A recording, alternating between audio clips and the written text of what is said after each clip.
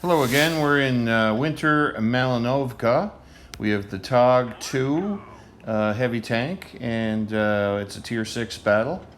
And so we're going to try and see if we can show some of the benefits of the TOG, also some of the negatives.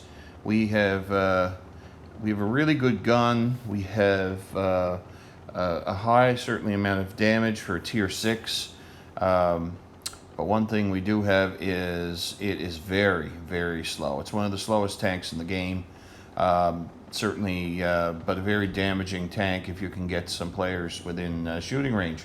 So what I typically do with this tank is head towards the flag, because there's no point in flanking or trying to move around too much. It's too slow. So there's the Panzer IV-5.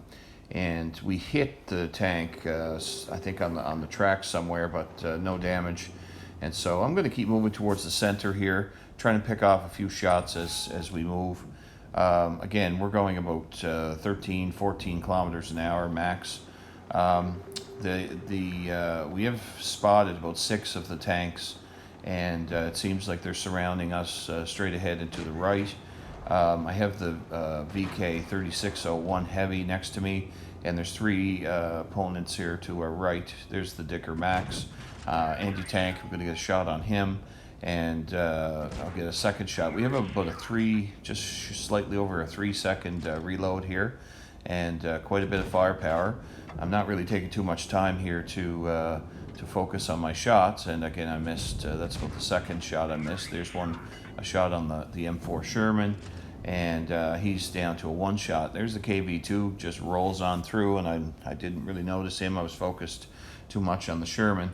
So I'm going to turn right here and see if I can swing around to help out our teammate here with the KV2, and the Dicker Max is going towards the right as well. So he peeks out there, and I get an opportunity, and I set him on fire, and he dies very quickly. I do a snapshot on the M4, miss him. Now I can see the back end of the KV2, so I can get 1 shot into his side, and I put him on fire as well, and around the back comes the M4 Sherman. He was a 1 shot, so there's 3 kills very quickly. Now I'm going to focus on the ARL French heavy here, ARL 44.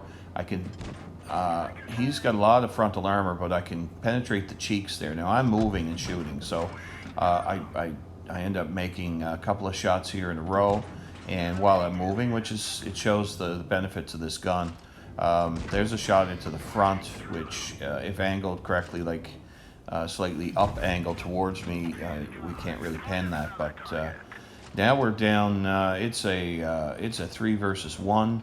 Now the only tank left is the AT-8, and we have our opponents, our teammates there, going up against him one at a time. If they continue to do that, he's kind of a fast-firing, high armor kind of anti-tank gun. So I'm going to try and roll over towards him and help.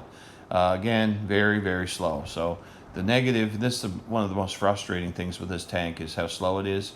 Sometimes if you want to have some fun, get a platoon teammate, both run TOGs, and head to the flags. And if you can use the firepower with both of the guns, you can really benefit. So I'm moving, and I another snapshot that misses. I have probably about 3 or 4 misses so far, at least. So there's another one. There's 5, but I did track them. The Leopard's calling out for me to track him, so I'm going to keep him tracked. So you can perma-track tanks with this gun. So now I'm able to pen and get some damage. I'm going to miss another one here. I tracked him, but I didn't get any damage, and so 1 into the side, and that's for the 5th kill. 1,832 damage. That's enough for the Radley Walters for 5 kills. Get the mastery here, and the Top Gun, and the Radley Walters medal. Look at the credits. Now this is a ×2 battle, but 133,000 credits. Net's 113,000 credits. That's a lot of credits. So really good for a tier 6. And although the damage should have been a lot higher, if I'd focused more shots, it would have been well over 2,000. But Great example of a tog. Thanks, folks.